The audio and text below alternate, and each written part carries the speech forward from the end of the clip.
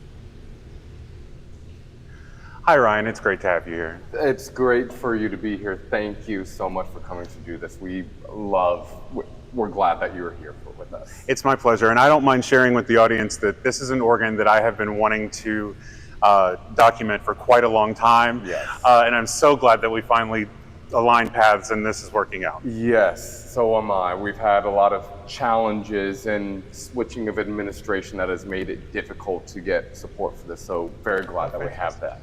So tell me, how long have you been here at St. Mary's? I have been here at St. Mary's for a little bit, almost 7.5 years. Wow, okay. Wow, and what's your favorite thing about working here? The people. I love working in a multicultural parish. I grew up in India. My home parish in Indianapolis is a bilingual Catholic community, and this is a bilingual Catholic community.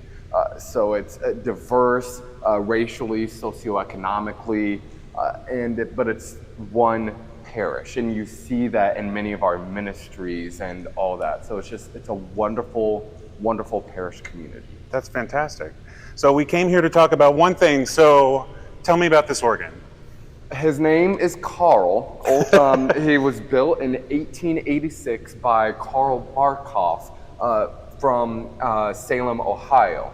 Now, Carl Barckhoff is junior. His father, senior, immigrated from Germany, and I believe established the first Barckhoff organ shop in Pennsylvania, and then they moved to Salem, Ohio, later, and this is where we get our instrument. It was built by Carl Barckhoff Jr. from Salem, Ohio in 1886, and it was installed just in time for Christmas Eve masses of 1886. Oh, fantastic. So you said that this had an Oregon Historical Society citation? Yes, it is right over there, and I can grab it.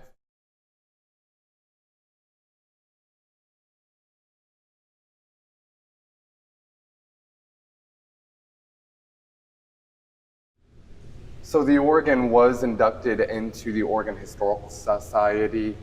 It was well loved when the Oregon Historical Society had their convention here in Louisville in 1993. It was the most loved organ out of all 30 some odd organs they toured, behind the fantastic pipe organ at St. Martin of Tours. Oh, okay. Which I'm also planning to visit. So that's wonderful! Fantastic. Yes, that's a great organ. Also working on their own restoration. Oh, fantastic. But that is. Yes, we're very blessed to have this 139-year-old. I call him my thorn in my side, but I love him dearly. And it's because he needs a full restoration. Okay. If I pull this, actually the pedal is behaving, but I often have to go into the organ, sometimes during Mass, turning off the organ to fix certain pipes or certain stops that are malfunctioning, or certain parts of the track. And I think it's worth mentioning that these organs are temperamental. The older they get, the more they wheeze a little bit here and there, but that's just part of their character. Yes. But it's people like Ryan that make sure that these instruments keep speaking, and I can't thank you enough for being a steward of this instrument, above just being a music director. Absolutely. My predecessor, Mary Vessels, if I didn't take care of this organ, she would come back to haunt me. This was her baby. You see a lot of her work and tracker replacements and other things inside the pipe organ. Oh, really? So she took care of this thing very well, and it's an honor to be able to help take care of this in partnership with BC Schroth Organ Builders. Fantastic. So you mentioned that Carl needs a full restoration. Go on. Yes, he does. He needs almost $400,000 restoration. Okay. We have over $90,000 saved up already, and we're continuing our fundraising efforts. Unfortunately, we were going to start our official fundraising April of 2020. Exactly. Yeah. COVID. Yeah. And then we were going to restart. Then our late pastor, my late boss, Friar Mark, had passed away from leukemia, and we had very many other challenges that I had to circumnavigate before being able to officially start the fundraising efforts. But we are ready. We are ready to do more. I've been applying for grants some of these concerts that we're building up here, they have collection baskets for people to donate to the organ restoration. I have some other ideas, plans in the work, like an adopt a pipe organ facade, or Fantastic. Adopt a pipe campaign. Yeah, like that. yeah. So we're very much looking forward to getting Carl the restoration he needs. That's fantastic. Okay, so I'm at the console here of Carl. And so let's dive into what's going on here musically. So the first thing, let's listen to our diapasons, because if there's one thing that defines an early American pipe organ, it is the sound of its 8-foot diapasons. So let's listen to the great.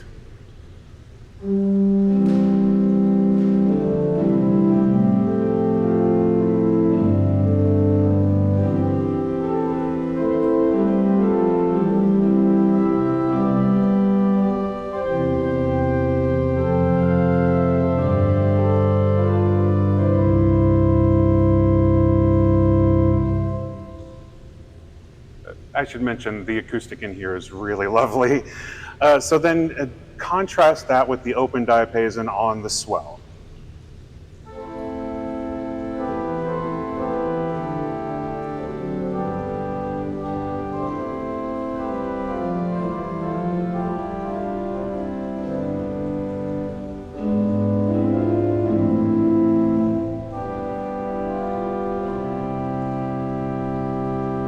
The two of them together.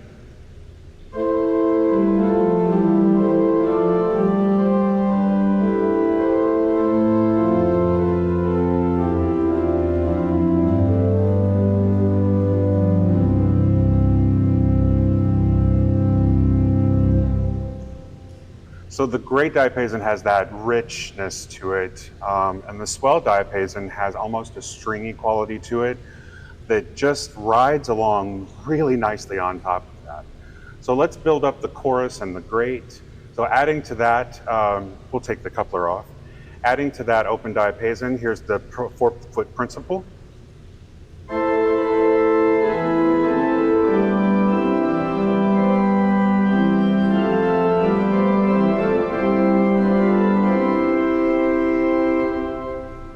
A 2 2/3. The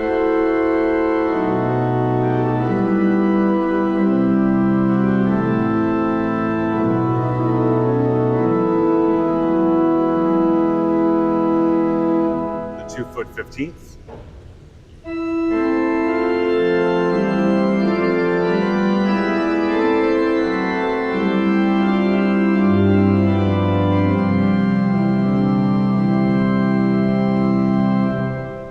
And this organ has a nice 3-rank mixture to go on top of all of that.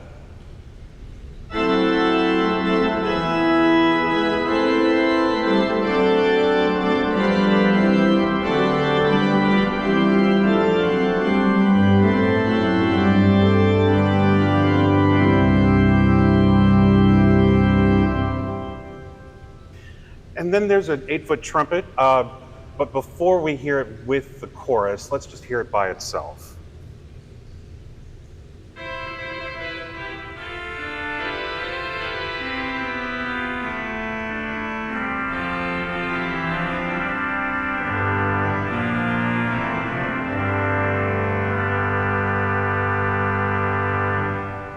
Now building that up with the chorus.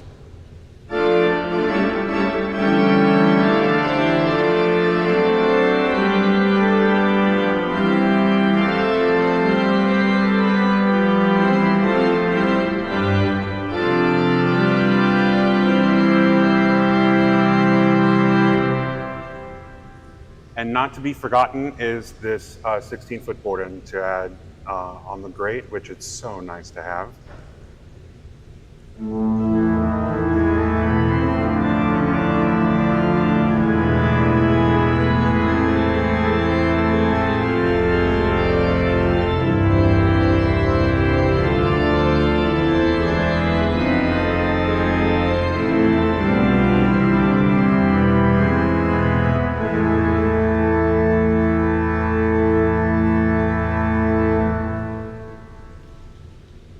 So there is the principal chorus on the grate. replete with its own trumpet. And let's listen to a few of the quieter stops. So you're going to find on almost any early American pipe organ a melodia, a beautiful open flute.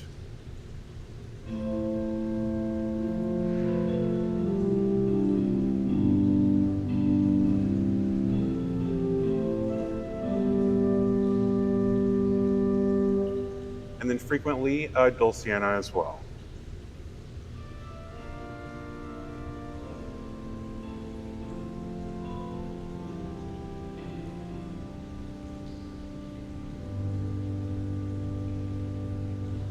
The two of them together are actually kind of nice.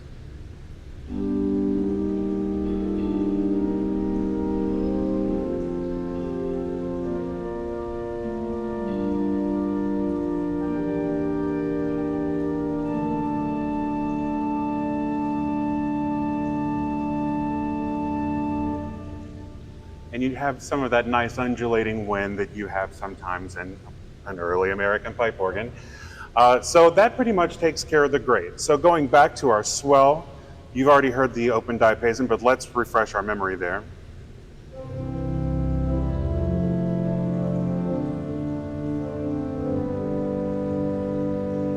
We can add to that a fugara.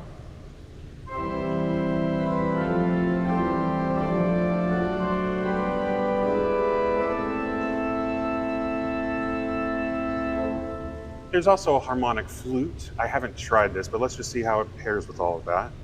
Oh, I like it.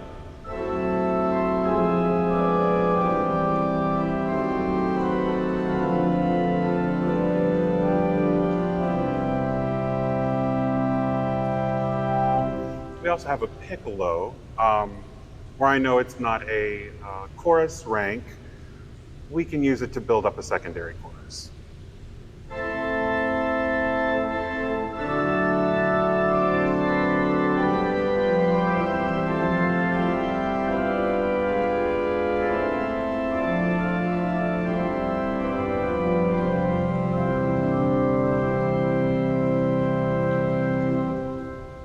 And finally, in the swell, there is also an oboe bassoon.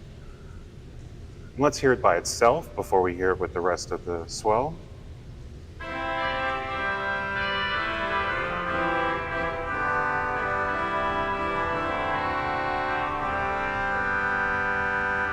Just to contrast that with the trumpet and the grate.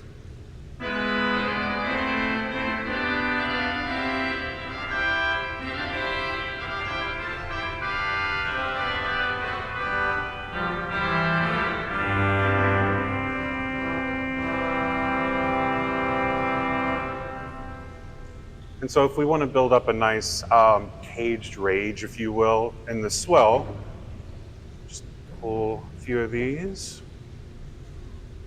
and close the box.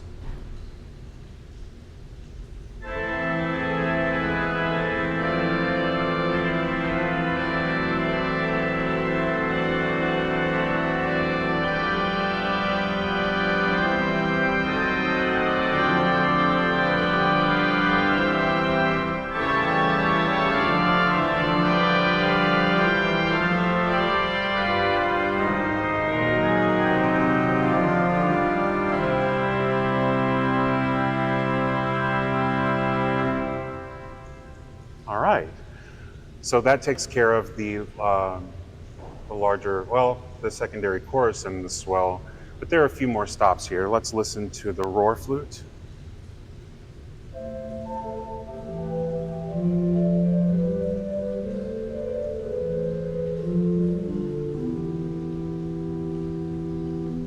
And then that harmonic flute is worth listening to on its own as well.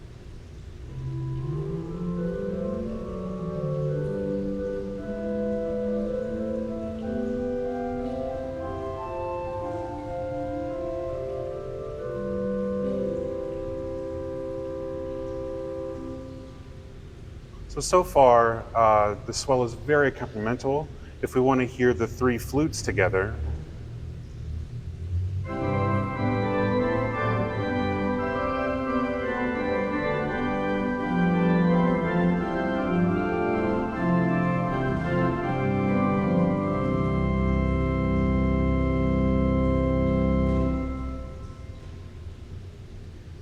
So that takes care of the swell.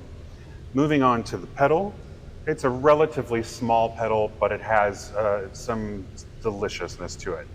The sub bass, 16.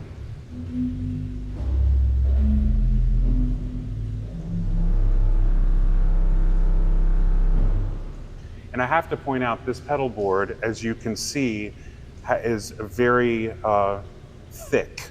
The naturals are extremely wide, and it makes it somewhat of a challenge to play. But also we have a flute bass.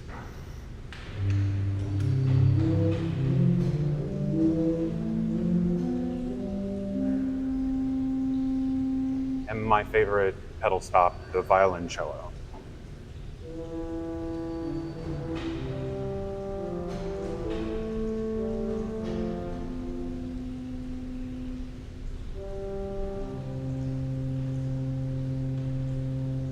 So that undergirds everything pretty nicely. So let's just listen to a little bit of the organ together. Let's listen to the open diapasons with the pedal first.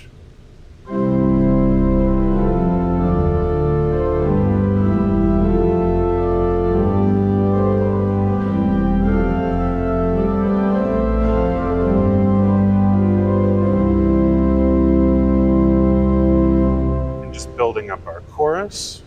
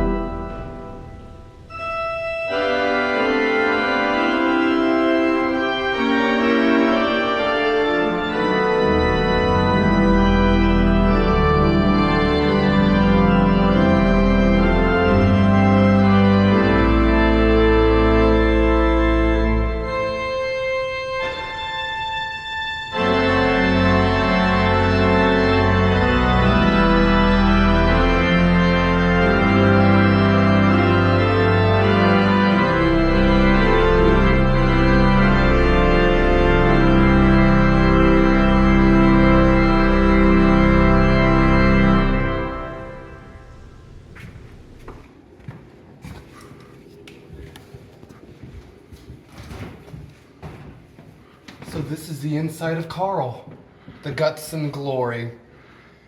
I usually have to crawl in right above the wind chest down below to fix pedal issues that you're experiencing right now in your video with the F sharp just sticking. Quite often I have to replace trackers. For instance, when I mentioned my predecessor Mary Vessel's, this is some of these toothpicks that you see and these longer extensions. That's her work and fixing the issue or tracker issues. I've done similar minor fixes, band-aids, especially in the grate and the pedal. But yeah, I crawl in here probably twice per week. I'll meet you on the other side. All right.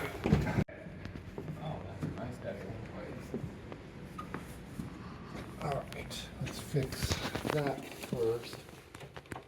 It is going to be this one that is usually the issue. Yeah, it's that one. Okay, that should work. I've disconnected the F sharp so that way you won't have issues or shouldn't have issues with the pedal. Thank you. Of course.